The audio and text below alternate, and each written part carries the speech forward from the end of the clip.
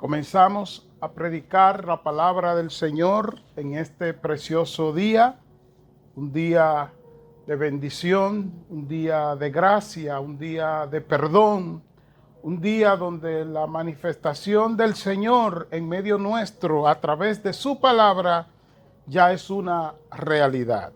Sabemos que Dios siempre está en nosotros, por nosotros y con nosotros. Pero se hace evidente cuando nosotros nos reunimos a adorarlo y su palabra nos ministra. Quiero comenzar a predicar. Ya ustedes tienen el pasaje, lo tienen en su Biblia. Voy a citarlo en breve, de hecho lo voy a leer. Pero mis amados hermanos, a manera de introducción, el mundo en que nosotros estamos viviendo es un mundo que se ha deteriorado, se sigue deteriorando, y lo vemos en el hecho de que vivir en este mundo es ya un desafío. Nunca antes como ahora se hace tan difícil vivir en este mundo. 20 años atrás, por ejemplo, era casi imposible usted escuchar que un niño de 9 o 10 años se quitó la vida. Se ahorcó, se dio un disparo, cosas de ese tipo. 25 años atrás no se escuchaba que los niños se deprimían, no porque no se deprimían, porque todo ser humano se deprime, pero no sufrían de una depresión tan crónica como las depresiones que se están viendo ahora. Mis amados hermanos, mis queridos amigos, vivir en este mundo es desesperante y a veces es hasta frustrante. Lo peor de vivir en este mundo es que vivimos en una batalla contra el mundo y a veces parece que estamos perdiendo esa batalla. De hecho, en el ministerio de Jesús en la tierra, Jesús puso mucho énfasis en cómo debemos vivir en este mundo. Por ejemplo, Él advirtió que nuestro corazón, entiéndase, nuestra mente, no debía ser poseída por las cosas de este mundo. En Mateo 6, 19 y 20, Jesucristo nos manda a que nosotros no nos dejemos seducir de las cosas del mundo. Y la razón es porque este mundo, este planeta Tierra va a pasar, pero como Él dice, su palabra no va a pasar. En Mateo 6, 19 y 20 Él lo dice, va a pasar el mundo y las cosas que hay en él, pero mi palabra no va a pasar. Así que ustedes no pongan su corazón, entiéndase su mente en las cosas de este mundo. Pero escuche más, Jesús dijo en Juan 14, 27, les dejo la paz, es mi propia paz, y escucha ahora, que les doy, pero no se la doy como la da el mundo. No se preocupen ni tengan miedo. Me impacta este versículo porque el versículo está hablando de la paz y pone la preocupación y el miedo al lado de la paz. Lo que quiere decir que la paz que da el mundo es circunstancial, relativa y termina en preocupación, en dolor, en miedo, pero la de Cristo no. Nosotros tenemos también en la Biblia la respuesta de por qué el mundo está como está. Si usted ve el Génesis, capítulo 1 hasta el 3, dice que Dios creó la tierra, Dios trajo la tierra a existencia y declaró que todo lo que hizo en el planeta Tierra era bueno. Cuando Él creó al hombre, en Génesis 1, 26 y 27, dice que Él puso al hombre como mayordomo de su tierra, mayordomo de su creación, mayordomo del mundo que Él había creado. Un mayordomo es un administrador que no es propietario y por ende tiene que rendir cuentas al dueño de lo que Él está administrando. ¿Y qué pasó? El hombre no le cumplió a Dios. El hombre entró en una dinámica que quiso independizarse de Dios, quiso hacer su propia cuenta, quiso ser mayordomo de sí mismo, de su vida y de todo lo que había a su alrededor. Y usted conoce la historia en Génesis 3. Ahora, después que el hombre peca, Satanás se en un acto simbólico mío, porque la Biblia no lo dice, se frota las manos y dice: ahora la mayordomía de este mundo creado por Dios y que se la dio al hombre, ahora como el hombre no la quiere, yo la voy a tomar. Y entonces usted ve ahora en el Nuevo Testamento por qué el mundo está como está. Tenemos una referencia en Lucas 4, 5 y 7, donde dice: en la tentación de Jesús, y llevó el diablo a un monte alto a Jesús, y le mostró en un momento de tiempo, escuche bien, todos los reinos de la tierra, o sea, el mundo.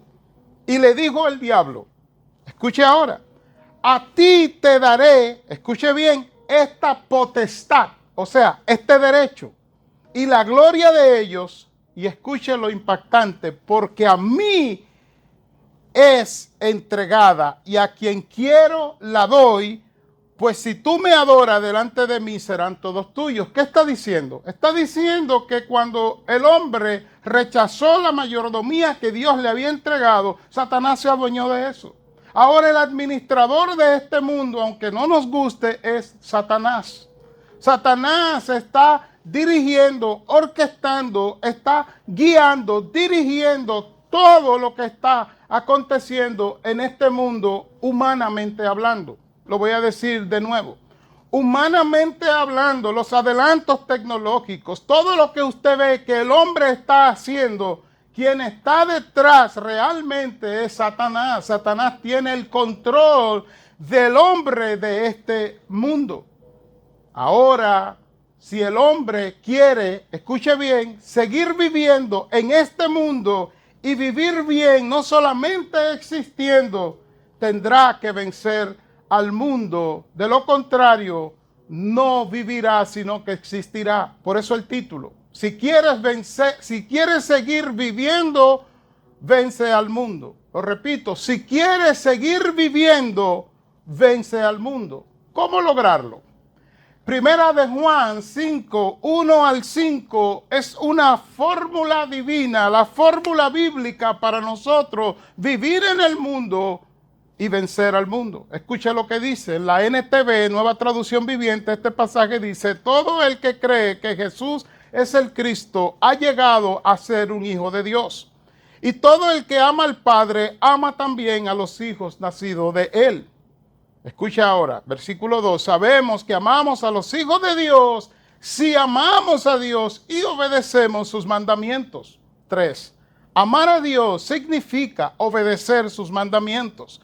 Y sus mandamientos no son una carga difícil de llevar. Versículo 4. Pues todo hijo de Dios vence a este mundo de maldad. Y logramos esa victoria por medio de nuestra fe. ¿Y quién puede ganar esta batalla contra el mundo? Únicamente los que creen que Jesús es el Hijo de Dios. Así que este pasaje comienza diciendo que lo primero que nosotros tenemos que hacer para poder continuar viviendo en este mundo es ser hecho hijo de Dios. Y la forma como somos hechos hijos de Dios, versículo 1, todo el que cree que Jesús es el Cristo ha llegado a ser un hijo de Dios. Quiere decir que Jesús ha venido a la tierra a reconciliarnos con Dios, y al reconciliarnos con Dios nos declara como hijos de Dios. Mis amados, esa es una promesa que ya está en la Biblia en Génesis 3:15. Y escucha cómo es que nosotros somos declarados hijos de Dios. En Juan 1, 12 y 13, la versión Palabra de Dios para Todos lo dice de esta manera. Pero a los que lo aceptaron, escuche bien, y creyeron en él, les dio el derecho de ser hechos hijos de Dios. Y me gusta cómo el versículo 13 lo dice más claro todavía. Son hijos de Dios, pero no por nacimiento físico. No tiene que ver con ningún acto ni deseo humano, sino son hijos suyos porque Dios así lo quiere. Así que el primer paso en la Biblia para nosotros poder vivir en este mundo, no solamente existir en este mundo, es que seamos declarados hijos de Dios. Y somos declarados hijos de Dios cuando nosotros confiamos en el sacrificio de Cristo, el sacrificio que Él hizo en la cruz del Calvario. Lo que quiere decir es que nosotros llegamos a ser hijos de Dios a través de la fe en Cristo.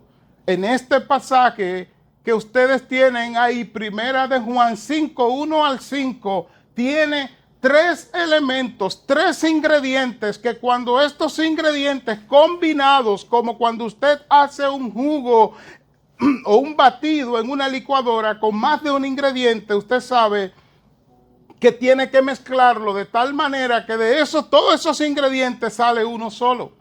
En este pasaje ustedes verán hoy que de esos ingredientes ligados, mezclados, que son resultados de Dios obrando en nosotros, el resultado final, escuche bien, es nuestra victoria sobre este mundo. Eso es lo que dice el pasaje. El problema nuestro es que muchas veces leemos el texto, leemos el pasaje y decimos, yo puedo vencer al mundo con mi fe. Bueno, eso no es lo que dice el pasaje. El pasaje dice algo más. Hay un versículo dentro del pasaje que dice que es tu fe lo que vence al mundo. Pero el pasaje te dice que esa fe es combinada, esa fe tiene que estar mezclada, tiene que tener unos ingredientes, es una fe trabajada de tal manera que da unos resultados divinos y así es como nosotros vencemos al mundo. En esto de la salvación, Jesús es el objeto de la fe. Jesús es la persona que hace la acción, por eso es el objeto. Nadie más puede salvarnos. Pero el medio que usa, según este versículo 1, todo el que cree, la palabra cree ahí es fe, porque es la palabra que en el Nuevo Testamento se traduce como fe, que quiere decir confianza, obediencia, dependencia. No es simplemente creer con la mente y seguir andando. Es una creencia, un creer que implica un arrepentimiento y por ende un cambio de mente, un cambio de dirección y un cambio de carácter. Por eso nosotros creemos en el señorío de Cristo y aprovecho para decir que la diferencia con otras iglesias y otras, incluso Iglesia Bautista y nosotros, es que hay algunos que dicen que en el mismo momento de la conversión, ahí mismo, en ese segundo, tú tienes que recibir a Cristo como Señor y Salvador de tu vida. Y así es como eres salvo. Nosotros diferimos de esa creencia. Bíblicamente creemos que en el momento que tú recibes a Cristo, tú lo estás recibiendo como Salvador. El efecto de su trabajo en la cruz, de su muerte y resurrección, ahora tú lo estás recibiendo. Y tú dices, la muerte de Cristo yo la recibo. Él murió por mí. Yo soy pecador. Yo no puedo salvarme a mí mismo. Yo no puedo, aunque me crucifique, yo no puedo salvarme a mí mismo. Yo recibo esa salvación. Punto. En el momento en que tú ahora eres convertido a Cristo a través del discipulado de manera gradual, tú entras en el señorío de Cristo o el señorío de Cristo entra en tu vida, como mejor lo entiendas. Nosotros vemos el señorío de Cristo como un proceso que es resultado del conocimiento de Dios en tu vida. No puede aceptar el señorío de Cristo si no sabe quién es Cristo. La ventaja de esto, mis amados, es que un cristiano tiene, y estoy en una parte para dejar claro eso, tiene que ser discipulado. Si no es discipulado, no estás en el señorío de Cristo, no vives en el señorío de Cristo, no entiendes el poder ni la gloria de Cristo en tu vida. Punto y aparte, y entonces ese es un tema de otro momento. El versículo de Primera de Juan, capítulo 5, versículo 1, dice, todo el que cree, o sea, todo el que confía, todo el que se entrega, todo el que acepta que Jesús es el Cristo, ha llegado a ser hecho hijo de Dios. Jesucristo es el objeto de la salvación, lo que Dios usa para salvarnos. Él es quien salva. Y dice el texto que creer es el medio a través del cual recibimos ese objeto.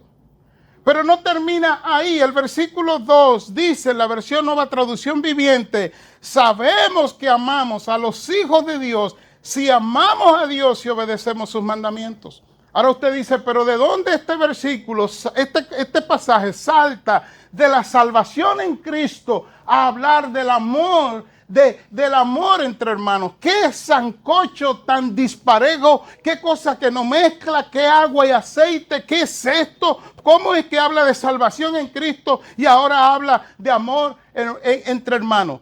Fíjese, la manera, lo que dice el pasaje, como usted sabe que usted es un hijo de Dios, es cuando el amor de Dios está manifestado en su vida. Y la manera como usted sabe que el amor de Dios está manifestado en su vida es cuando usted puede, tiene la capacidad, tiene el carácter, la disponibilidad de amar a sus hermanos. Hermano, practicar el amor es la parte más difícil de vivir en este mundo.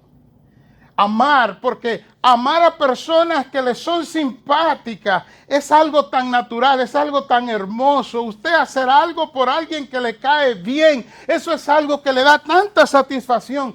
Pero qué difícil cuando una persona es contra su cultura, contra sus normas, contra sus posiciones, contra sus formas, y usted amarlo. Pues ¿sabe qué? La manera, según el versículo 2, como ahora tú sabes que eres hijo de Dios y que por ende el amor de Dios está en ti, es porque tú estás amando a tus hermanos. Mira cómo dice el versículo en la parte final, versículo 3.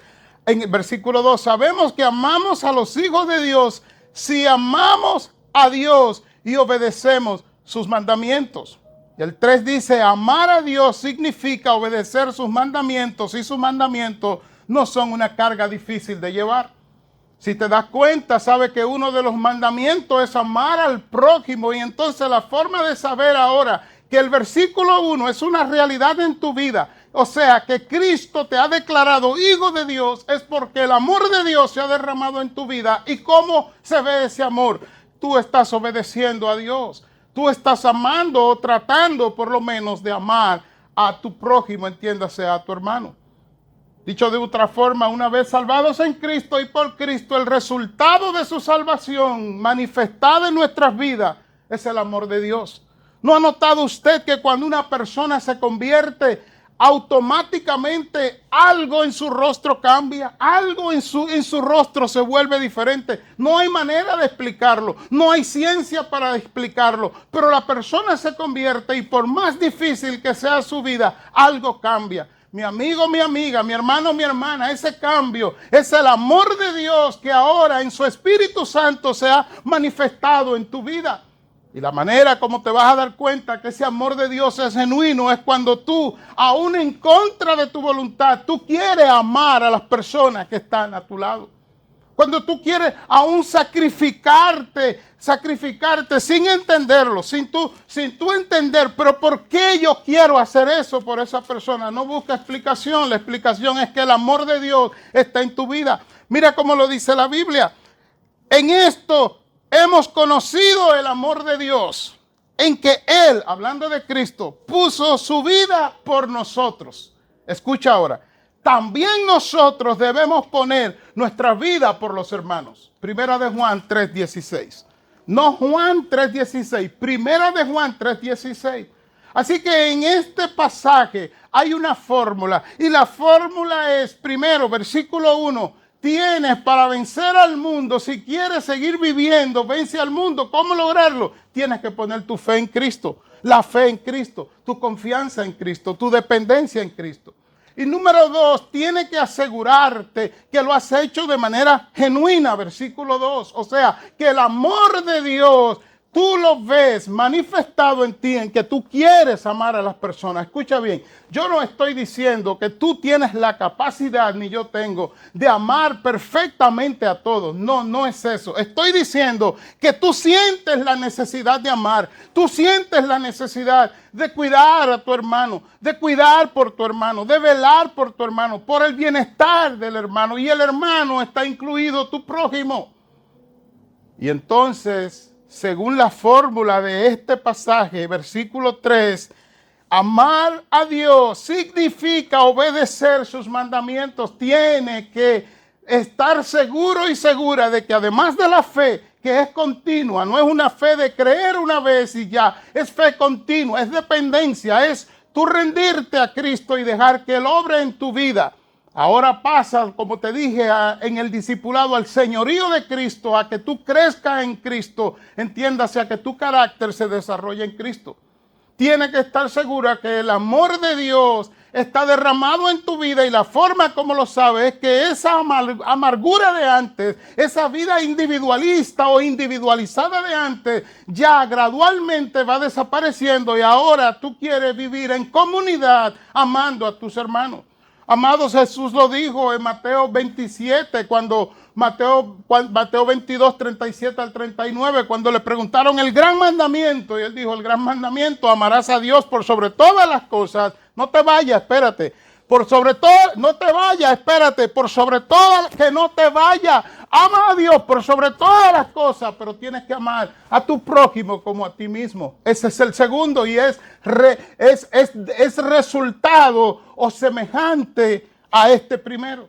Así que el pasaje nos dice: fe en Cristo, amor entre tus hermanos, amor en tu comunidad, amor en tu barrio, amor en tu familia, amor en tu ciudad, amor en tu nación, amor derramado en tu corazón, Señor, y ya no, obediencia continua a los mandamientos del Señor, versículo 3. Y él dice, para que no tengamos excusa, y sus mandamientos no son una carga difícil de llevar, versículo 3, parte final. La Biblia dice, Jesús hablando, que los fariseos ponían carga, ataban cargas pesadas a las personas y después las ponían en sus hombros. Mateo 23, 4. Queriendo señalar la carga que implicaba la religión de aquel entonces. Y Jesús contrapone eso diciendo ahora a través de Juan: no, miren, el obedecer mis mandamientos no es una carga, es una bendición. Trae prosperidad. ¿No recuerdan ustedes en el Salmo 19 que predicamos la semana pasada, que habla de los mandamientos del Señor? Me encanta que dice en el Salmo 19 que el mandamiento del Señor es deseable más que el oro fino, o sea, el oro refinado, el oro ya terminado. Y dice, más deseable que la miel y clara, no la miel contaminada, no la miel aguada. ¿Cuál miel? La que destila del panal. Bendito el nombre de Dios. Así, mis amados, que el título nuestro es: si quieres seguir viviendo, vence al mundo. De lo contrario, tú vas a existir en este mundo y vas a perecer.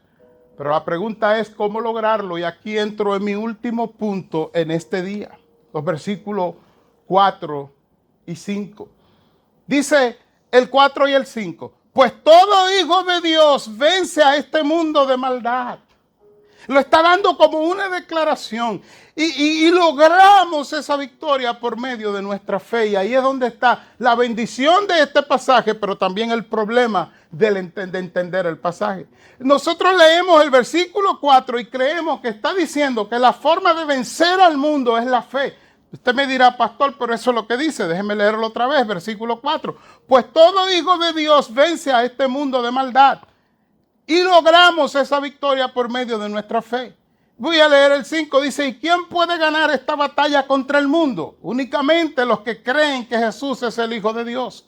Usted dice ahora, pastor, ahí lo dice. Sí, mi hermano, pero ahí lo que está diciendo es que esa fe de que vence al mundo, tú tienes que verla junto con el contexto. Y en el contexto te dice, es fe puesta en Cristo. Fe que produce amor de Dios en tu vida. Fe que ese amor de Dios en tu vida se ve práctico y activo amando a tus hermanos. Es una fe que produce amor de Dios para que ame a Dios y ame a tus hermanos y para que puedas obedecer la palabra, los mandamientos de Dios. Entonces la suma de eso, el versículo 4 cierra diciendo, la suma de eso es fe. Fe que creyó en Cristo, fe que manifestó amor de Dios, y no solamente amor para Dios, sino ahora amor para tus hermanos, pero es también la fe que produce esa obediencia, entiéndase.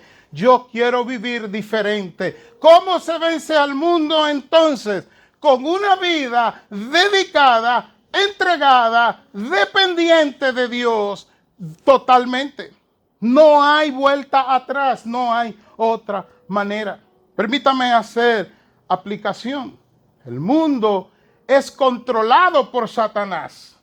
Eso es lo que trae Juan desde el capítulo 1 para que nosotros veamos cómo nosotros podemos estar en este mundo, pero no ser seducidos, no ser vencidos por el mundo, sino tener la victoria. De hecho, quiero decirle que la palabra que usa para decir en el versículo 4 que vence a este mundo de maldad, esa palabra vence ahí es una palabra griega porque es del Nuevo Testamento, que lo que quiere decir es salir limpio de la batalla. Da la idea de una batalla cuerpo a cuerpo, una lucha, está la tierra, cae agua, hay mucho lodo, pero usted vence, usted pelea esa batalla y usted tiene estrategia para pelearla de pie, no dejarse caer en el lodo, y usted vence en la batalla porque sale limpio de esa guerra. ¿Quiere usted salir limpio de esta batalla con el mundo que es controlado por Satanás? Primera de Juan 5, 1 al 5 nos da la fórmula. Asegúrate que tu fe en Cristo es genuina. ¿Y cómo yo sé que mi fe en Cristo es genuina? Porque tú estás viviendo en el amor de Dios manifestado con lo que tienes al lado. Y solamente eso, no, tienes que amar a tus hermanos, y obvio, tienes que amar también, o sea, obedecer el mandamiento de Dios en su palabra, o los mandamientos de Dios en su palabra. Que por cierto, volvemos a lo mismo. Pero los mandamientos son 10 en Éxodo, sí, pero Cristo no los redujo, sino que los combinó en una licuadora, todos los ingredientes juntos, para decir: los mandamientos se resumen en el amor de Dios desbordado en tu vida, porque quien ama a Dios querrá obedecer a Dios, y eso implica amar también a tus hermanos. Conclusión, mis amados hermanos, mis amados amigos, recuerde que estamos perdiendo esta batalla contra el mundo. El mundo nos está arropando, el mundo nos está llevando por un derrotero que cuando lo analizamos desde afuera deberíamos sentirnos preocupados.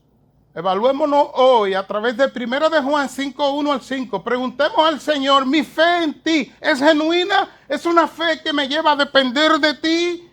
Y entonces el Señor te va a decir: no sé, pregúntate tú. Entonces cambia la pregunta y diga: Señor, el amor que ha producido mi fe en ti, ¿es el amor genuino? Y otra vez el Señor te dice: no sé, pregúntate a ti. Entonces cambia la pregunta y diga: Señor, esa fe que he depositado en ti me está llevando a amar de tal manera que estoy obedeciendo tus mandamientos. Y entonces el Señor responderá, porque Él no se va a quedar callado, y dice: llegaste al punto, fe, amor, obediencia. Esa es la combinación. Y así, si quieres seguir viviendo y vencer al mundo, así es como se logra. 1 de Juan 5, 1 al 5. Padre, gracias. He predicado tu palabra. Señor, ayúdanos a vivir venciendo al mundo, no siendo vencido. Tu fórmula es sencilla. Lo que no es sencillo es aplicarlo, y por eso necesitamos de ti, de tu amor y de tu gracia. Fe depositada en Cristo, amor de Dios derramado en nuestros corazones hasta que podamos amar a nuestros hermanos y obedecer tu palabra sin cuestionarla.